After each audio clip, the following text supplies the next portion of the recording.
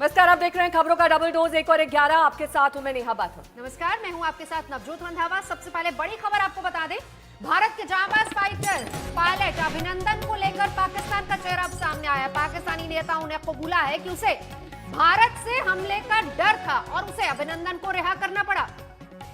पाक के कबूलनामे के बाद बीजेपी अध्यक्ष जेपी नड्डा ने कांग्रेस को घेरा और पूछा है कि अब तो उन्हें सच को मान लेना चाहिए। गौरव सावंत हमारे संवाददाता इस वक्त तमाम जानकारी के साथ हमारे साथ जुड़ गए हैं। गौरव, एक तरीके से पाकिस्तान का ये जो चेहरा है वो नया तो है नहीं, लेकिन हद पूरी तरीके से पिट गई है, क्योंकि जो झूठ उन्होंने बोला था वो बेनकाब हो गया है।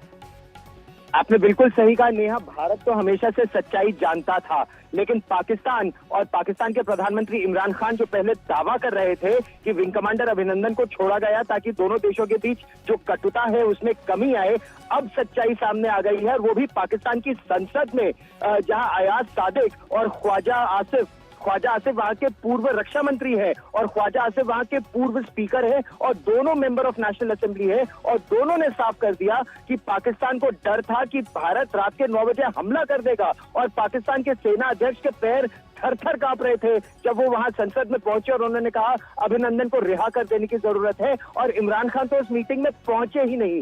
नेहा और नवजोत, आपने बिल्कुल सही कहा कि पाकिस्तान पूरी तरह से बेनकाब हो गया है यहाँ पाकिस्तान की संसद में।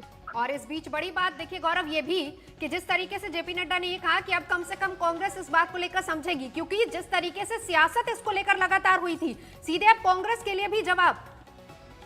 बिल्कुल सही नवजोत, कांग्रेस को जवाब खासतौर पर रफाल लड़ाकू विमान के मुद्दे पर और सेना के मुद्दे पर। बीजेपी का लगातार यह आरोप रहा है कि कांग्रेस सेना का मनोबल गिराने की कोशिश कर रही थी, ऐसा बीजेपी आरोप लगा रही है। कांग्रेस ने कहा है कि वो सेना के तो साथ खड़ी है, लेकिन सरकार की विफलता को वो उजागर करने का प्रयास कर रही थी। लेकिन रफाल के मुद्दे पर जेपी नड्डा ने साफ कर दिया है कि बीजेपी नए विमान लाना चाहती थी और कांग्रेस उसमें रोड़े खड़े कर रही थी, ऐसा उनका आरोप है। और इस पर राजनीति अब और बढ़ेगी, न केवल भारत में बल्कि पाकिस्तान में भी, क्योंकि पाकिस्तान में अब पाकिस्तान मुस्लिम लीग नवाज और पाकिस्तान तहरीक इंसाफ, इमरान खान की पार्टी और नवाज शरीफ की पार्टी इस पूरे मुद्दे पर बिल्कुल एक जंग के लिए तैयार हो गई है। एक के बाद एक जलसे हो रहे हैं पाकिस्तान में। बहुत बहुत शुक्रिया गौरव इस तमाम जानकारी के लिए आपका। तो देश ने कांग्रेस की राजनीति को खारिज किया है, ये जेपी नड्डा कह रहे हैं, और साथ ही उन्होंने कहा है कि किस तरीके से अब पाकिस्तान का भी झूठ बेनकाब हुआ है। पौलमी साहा इस वक्त तमाम जानकारी के साथ हमारे साथ जुड़ गई हैं। पौलमी, एक तरीके से यहाँ तो बीजेपी को ब्रह्मास्त्र मिल गया है। बिल्कुल, बीजेपी हमेशा से कहती आई है कि बालाकोट एयर स्ट्राइक के बाद पाकिस्तान में एक डर सा बैठ गया है, जिस वजह से वो काफी सोच समझ के किसी भी तरह का एक्शन लेता है।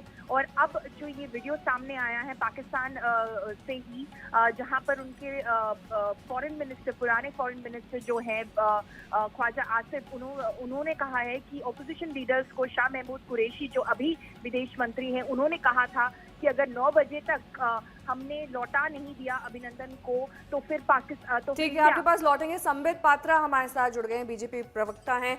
संबित जी, ये जो अभिनंदन पर अब पाक का कबूलनामा सामने आया है, दरअसल अब ये आपकी पार्टी को एक बैकअप देता है, जो पहले से आप कहते आए थे, अब एक तरीके से उसको साक्ष्य और सबूत भी मिल गए हैं। देखिए, अभी भारतीय जनता पार्टी के राष्ट्रीय अध्यक्ष माननीय श्री जगत प्रकाश नड्डा जी ने ट्वीट करके ये सवाल कांग्रेस पार्टी के राहुल गांधी से पूछा भी है। आप याद करिए, राहुल गांधी जी ने हिंदुस्तान के सैनिक के वीरता पर, शौर्य पर सवाल उठाया था। सर्जिकल स्ट्राइक हो चाहे एयर स्ट्राइक हो, इन विषयों को लेकर राहुल गांधी ने एक क्वेश्चन मार्क, एक प्रश्न चिन्ह लगाया था। और आज जब हम अयाज सिद्दीकी, जो कि ऑपोजिशन के लीडर हैं, फॉर्मर होम मिनिस्टर हैं पाकिस्तान के, फॉर्मर स्पीकर हैं पाकिस्तान के, और वो नेशनल असेंबली में खड़े होकर ये इकरार कर रहे हैं, ये मान रहे हैं कि जो मीटिंग होनी थी अभिनंदन जी के रिहाई के लिए, उस मीटिंग में डर के मारे इमरान खान नहीं आए।